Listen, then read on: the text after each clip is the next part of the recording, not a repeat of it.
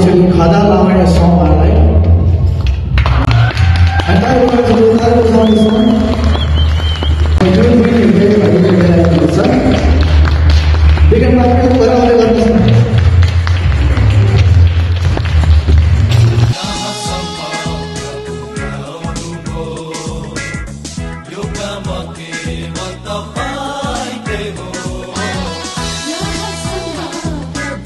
अलिक बराबर अनि आलमाजमा हामी के देखिरहेको छौँ यो तपाईँ प्रोफेसर धन्यवाद भएको र स्वागतको टाइममा मलाई देखिनेमा निम्ति हाम्रो मण्डली क्लासमा गइरहेको छौँ र यसरी मलाई कविता भन्ने गइरहेको छु